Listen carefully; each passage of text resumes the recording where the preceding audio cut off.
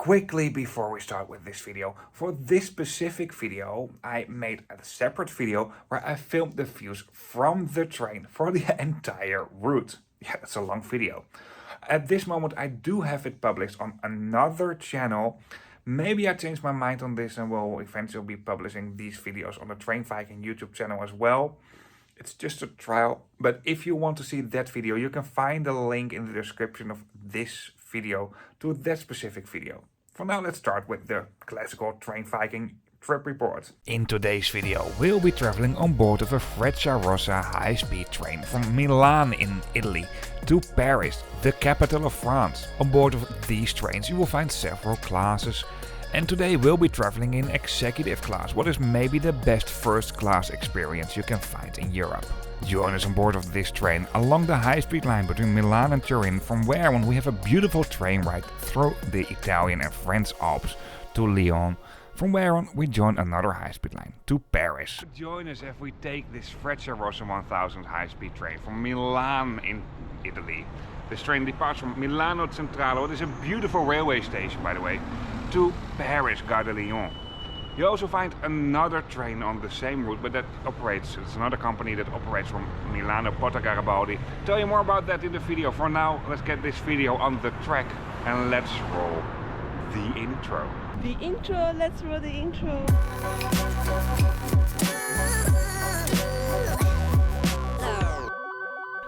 Milan, the second biggest city in Italy, in the north, not too far away from the Swiss border, and not too far away from the French border either.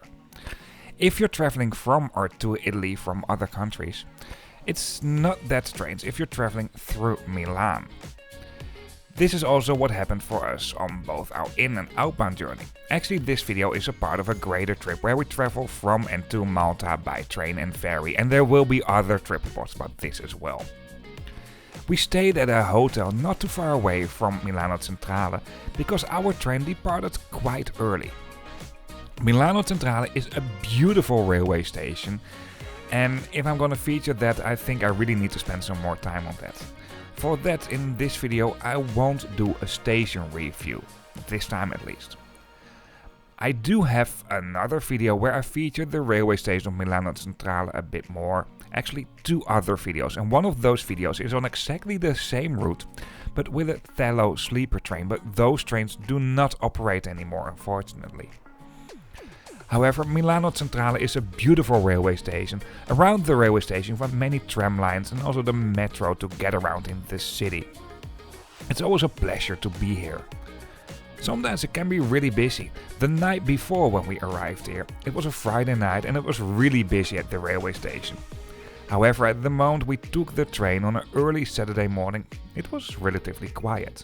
For this trip, me and my fiancée, I should say, were traveling in executive class. You know, do one-time fancy before things are changing in our life, because there's a mini Trainviking on its way. Yes, it doesn't mean I will stop making these videos. As a matter of fact, I work very hard to make this channel pay for itself. So I really appreciate it if you like these videos. Comment, well, just feed the algorithm. And you can also support this channel financially. I try to make this channel break even. I mean, I don't have to make money on it, but if it's break even, it's more legit for me to go out as well. Anyway, we were traveling in executive class, what means we can use the Freccia lounge. That only opens at 6:30, while our train departed at 6:20. Another thing, you can use the fast track. That was also closed at the moment we were traveling because it's too early in the morning, so we have to use the normal gates to check in. In Italy, at bigger railway stations, you do find access gates, and sometimes these are gates and sometimes this is just staff that checks your ticket, but your ticket will be checked. If you go through the Freccia lounge, your ticket check basically takes place in the lounge, and right next to the lounge you will find the fast track. What is, well, it says it all, a fast track for people with executive class and maybe some other higher classes as well, to go through the first basic ticket barriers. Although my general experience is that this goes pretty smooth within Italian railway stations, so there's not a lot of need for fast tracks. However, the night when I arrived here, it was rather busy at the ticket gates, and also in the morning when there was only one part of the ticket gates open, it was a little bit busy. But it's nothing really worth mentioning. Although I do have to say that I was a little bit annoyed by the fact that we couldn't go through the fast lane and we have to go to the ticket gates here. I mean, there's staff right next to the fast lane, why don't you let us go through over there? And even though most ticket gates nowadays are automatic in Italy and that works totally fine, there's also a staffed ticket gate. Even though I had e-tickets on my phone, I printed my tickets, but well, I printed this a little bit unhandy why the QR code was not very good readable, so this is why I went through the staffed ticket gate as well. Milano Centrale is a terminal railway station, what basically means that the tracks do stop here. For the same reason, for most trains, this is the final or the first station, although you do have some trains that have Milano Centrale as a stop along the way. In that case, they do change direction after Milano Centrale. Platform numbers do pop up relatively last minute. And as soon as the platform numbers pop up, everybody moves into the same direction. A display at the beginning of the platform do host some basic route information, the train number, the departure time, etc. Smaller displays at the platform do host what carriage number is where at the platform.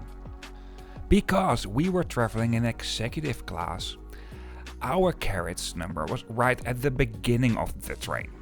No, this is just good luck. It can also be at the very end of the train. Anyway, executive class is located at carriage number 1.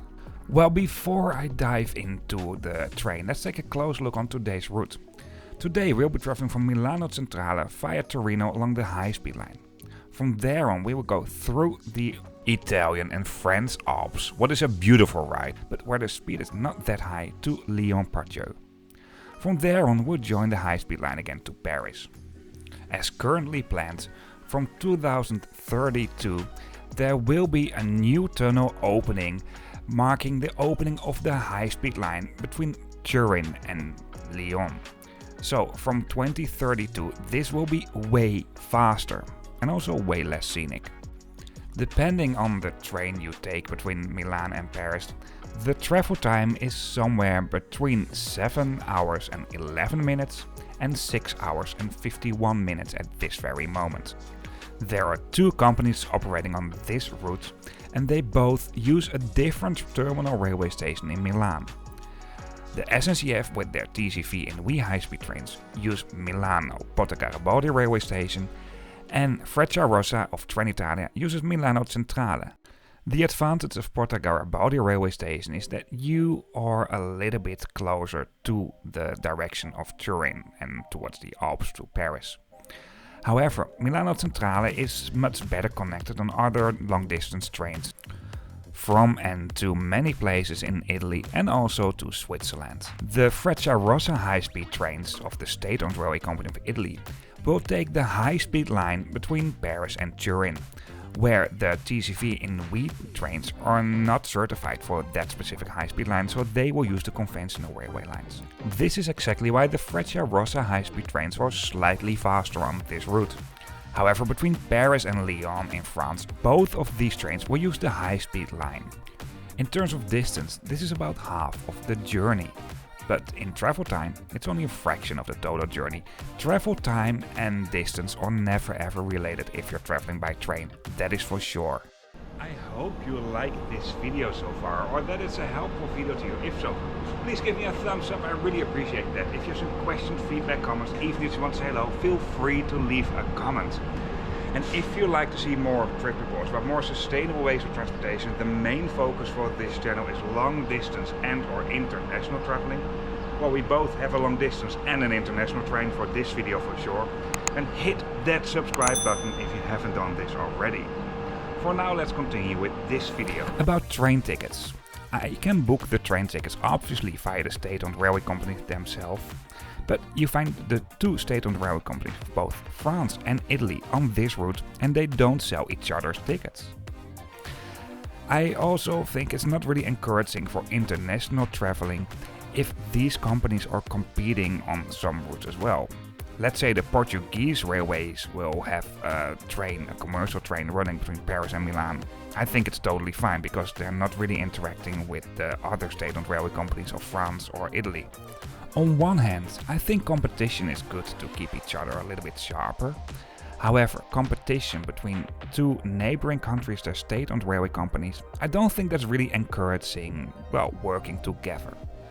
And partially because of this, and they don't sell each other's train tickets, my favorite website to book train tickets is Trainline.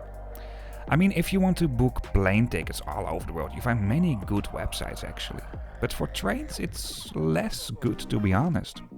Trainline is very good in big parts of Europe, and then especially Italy, France, and also Spain. They do offer tickets for different railway companies, so you can compare them, see the prices and cancellation conditions, etc. I do have an affiliate link to the Trainline website in the description of this video as well. I mean, there are some good external websites where you can book train tickets, but there's not a whole lot of them. And most commercial websites are limited to only domestic train tickets. Trainline can combine different fare systems sometimes, what makes it actually really easy, because sometimes you just really need to know quite a lot about ticket fares to make it easy to book train tickets.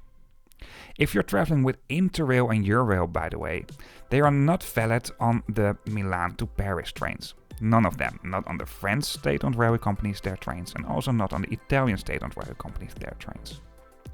Another thing that's actually really bothering me is that on this specific route that we'll be taking today, we'll go along conventional railway lines between Turin and Lyon. You will not find regional international trains. I think it would be great to see this as well. For example, let the French trains terminate at the first station in Italy and the other way around.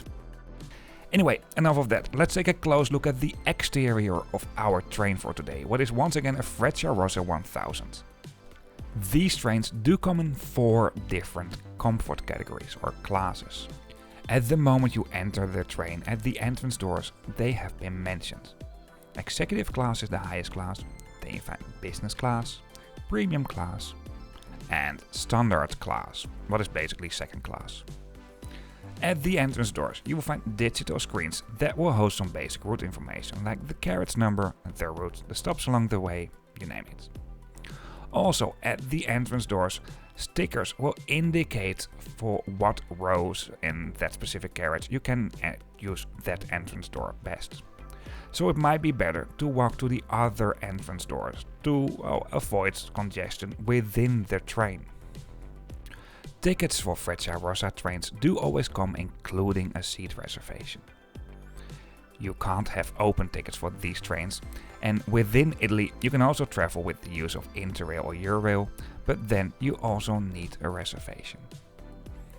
Therefore, what facilities can be found where on board of this train have not been marked crystal clear at the side of the train.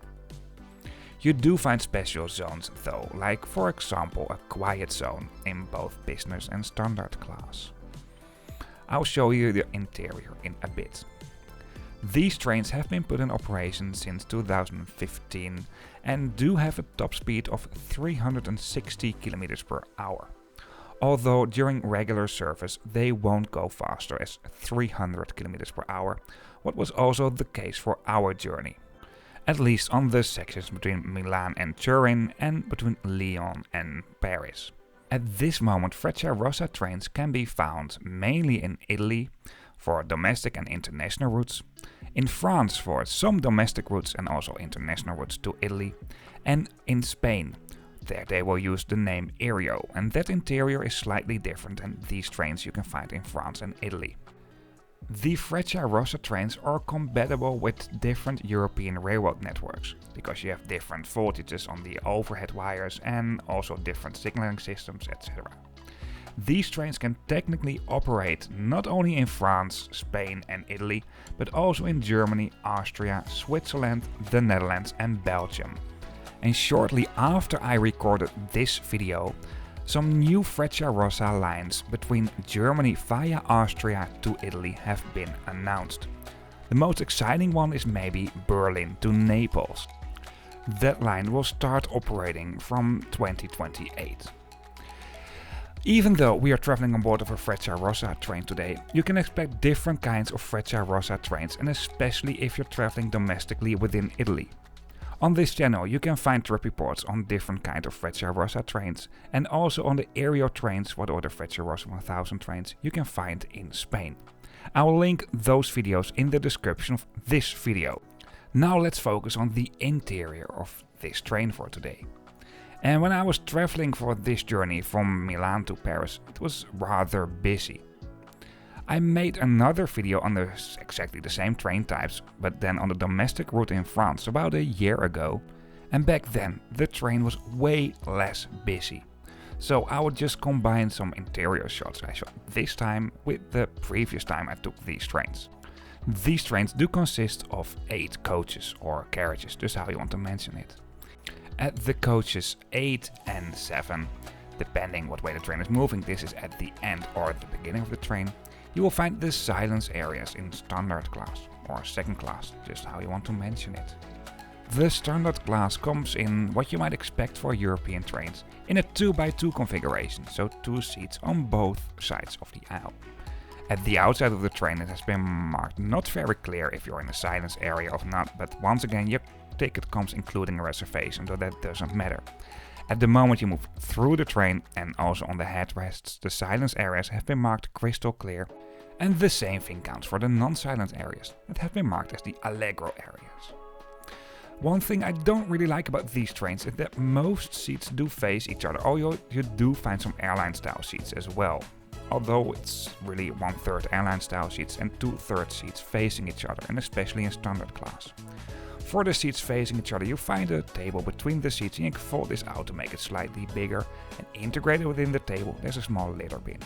Sunscreens are located at the sides for all seats, and between the seats you find power sockets.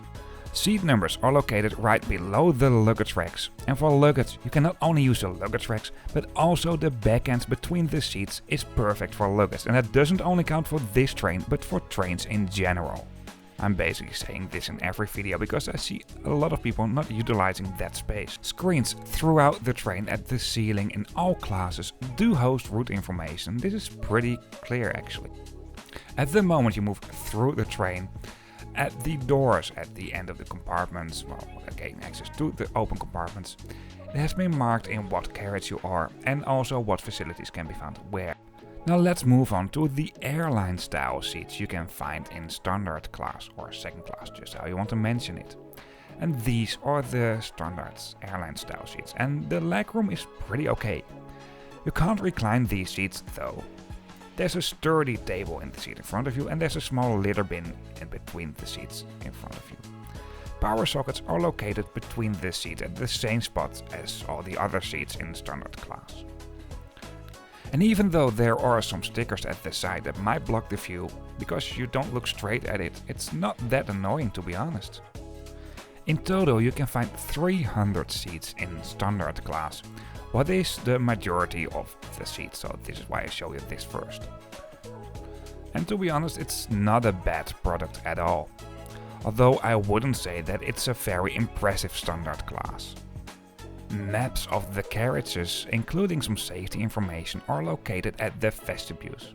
Something else at the vestibules, you find litter bins you can use to separate waste for recycling. No train tour is complete without showing you the toilets. And these are the toilets you find most on board of these trains. They're pretty okay, nothing really special to be honest. During all rides I had with these Frecciarossa 1000 trains, they were working, that's most important.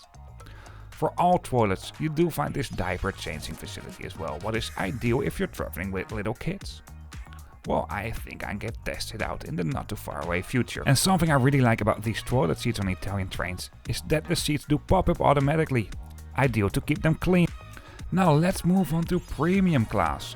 What comes just like standard class in a 2x2 configuration. This can be found in coach 4. However, on the Paris to Milan route, this is sold as standard class. The seats are slightly more comfortable, you have maybe a little bit more legroom and there's a little bit more luggage space. luggage space in terms of you'll find these luggage racks at the end of the compartment. The seats in coach number 4 if you're traveling along this route in standard class. It's just a little bit better and it's the same price. For the bay seats, so seats facing each other, you find the majority of the seats in this composition, just like in standard class. You find a table you can fold out to make it slightly bigger. There's a little bin within the tables and power sockets are located between the seats at the same spot. However, these seats can slightly be reclined with the use of the button at the side. It's not that impressive, to be honest. For the airline style seats, there's a small footrest as well, and for this is basically the same as the standard class. I mean, there's probably a little bit more legroom as well, but it's not really worth mentioning. On domestic routes within Italy, premium class also offers a free welcome drink. This can be a coffee, tea or a soda. And on this route, in premium and standard class, there's also a trolley service available that will come by every now and then. However, if there's something I really like about train traveling, then it's the dining car, and you will find that on board of this train. Although dining car, it's basically a kind of a bar where you can pick up orders. They do have a reasonable amount of food selection. It's not that impressive, but it's really nice and it's quite affordable. However, we were traveling in executive class, so we didn't need to go here. The dining car is located in coach 3, separating the premium and standard class from the business and the executive class. Something you find near the dining car and between the dining car and the business class is the bigger accessible toilet. This can also be used as a nursery space if you're traveling with a baby, and if you're traveling in a wheelchair, well, you have some more space to move and you find support bars. For the rest, it's basically the same. Within coach 3, you find most staff on board of this train. You obviously have the staff for the dining car, and you find this small room for the train manager. Let it be no surprise that close to the accessible toilet, you also find the accessible area, so for people traveling in a wheelchair on board of this train, and this is located within business class. There's some extra space over here. However, keep in mind, if you're traveling in a wheelchair, these trains do not have level boarding, so you need to request assistance, and there's also a limited amount of wheelchair spots available. Business class is basically equivalent of first class. If you're traveling domestically within Italy and you're traveling with Interrail or Eurail and you have a first class reservation, you end up here. These seats do come in a 2x1 configuration, and just like most seats on board of these trains, you find a lot of seats facing each other.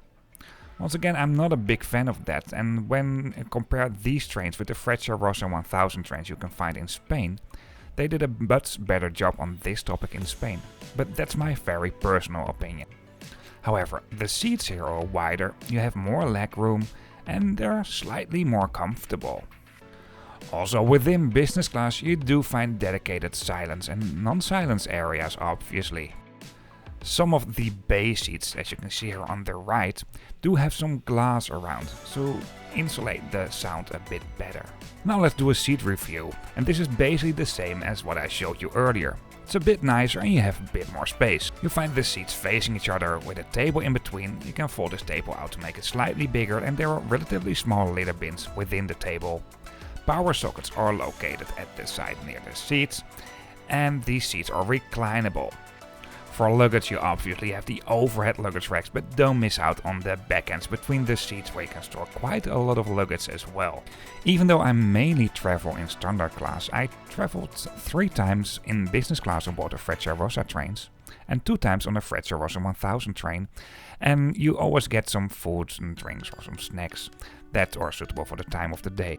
It's not overwhelming though, and if you want more you can just go to the dining car. Speaking of more, let's go to the executive class in coach number 1. Coach number 1 and 8 are basically the same in terms of size. However, in coach number 8 you will find 60 seats, and in executive class you will only find 10 seats. Well, in terms of using the space efficiently and also in terms of sustainability, I do have mixed feelings about this. However, a fact is that this executive class might target an entire new target group that wouldn't travel by train otherwise, and therefore I think it's actually quite great. And even though this is the most pricey accommodation you can find on board of these trains, we paid €200 per person, what is, compared to the travel time, not that bad, to be honest. I mean, I don't know that much about railway economics from a railway company's perspective, but if I look up how much money this railway company should make per square meter in executive class compared to standard class is commercially wise much more interesting than executive class, if I may believe so. I also have to add up to this, when I looked for last minute tickets, the ticket prices were way higher than what we paid, and this is also based on demand. But I'm not here to talk about railway economics, I'm here to show you what it's like to travel in executive class as a passenger. And these seats, they are absolutely great. You can turn them as well, so if you want to travel within the driving direction of the train, you are covered over here. The amount of room in executive class is just really great. Although I do have to say, if I put the seats in the first row into the direction of the train driver, the amount of legroom is quite disappointing, to be honest, at least for this kind of product. I have to add up to this, I'm a rather tall guy. This is how you can recline these seats, what is just really comfortable. And if I take the seat at row number 2, and maybe also row number 1 if I turn it around, the amount of legroom, well, you won't hear me complaining about this. This is absolutely great. Me and my fiancée, we were sitting opposite from each other, and even then you might bump a little bit into each other's feet every now and then. You still have more than enough legroom.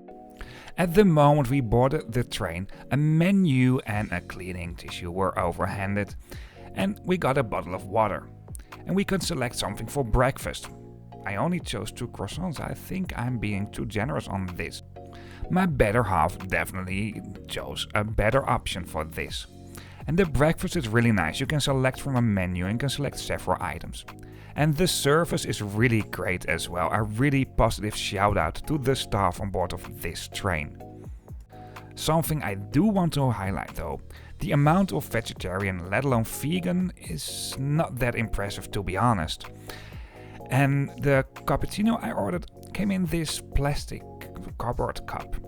I mean, drinking this from a real cup is also a part of the experience, and it just tastes better that way. Yeah, it's strange how things work. If you want to turn these seats into the other driving direction, there's a handle located in the armrest where you also find the table, and if you put this one up, you can turn these seats around. But there's also a smaller handle, a little bit more at the front, you can use to slightly turn these seats.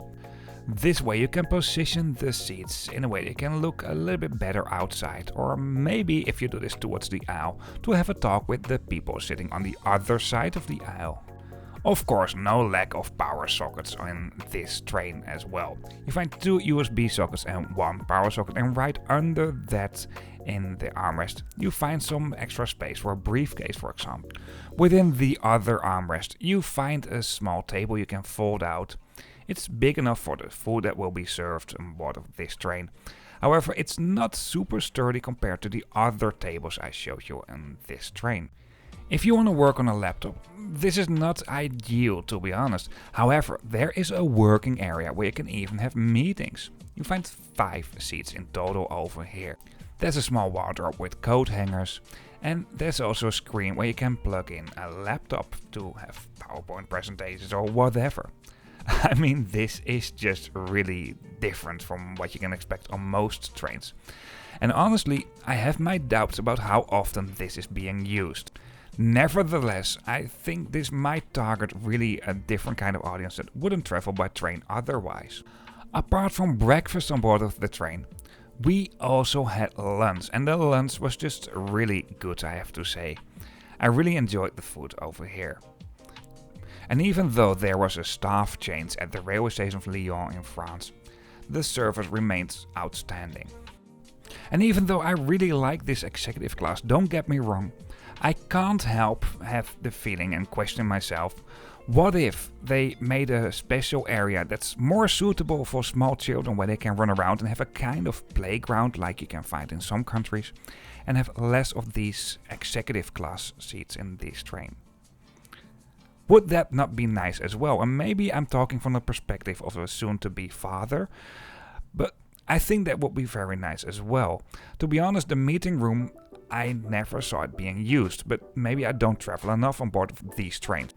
And honestly, I don't think I'm the person who is able to answer these questions.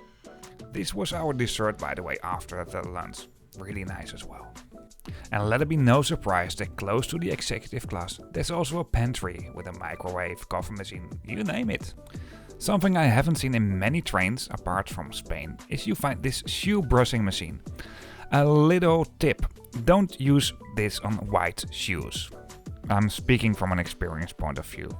At last, the toilet in executive class is also slightly different. I mean, it's the same facilities you can find as in the rest of the toilets, but it just feels a bit fancier and it's slightly bigger. And you do find the diaper changing thing here as well. Although I honestly don't know how comfortable I would feel to travel with a little kid in executive class, but this is something we should learn in the future, I guess. Anyway, I talked way too much. For now I'll show you some views I had from the train between Milan in Italy and Paris in France. I do have another video on YouTube where I cover the entire route on camera as well. At this moment I'm thinking to do this on another channel, but maybe I change my mind on this pretty soon and I'll do this on this channel as well. But I'll link it in the description of this video. For now, just sit back, relax and enjoy the views from the train between Milan and Paris. Once again, if you want to see the full views from the train on one side of the train only, with real sound, you can find that video as well, and it's linked in the description of this video.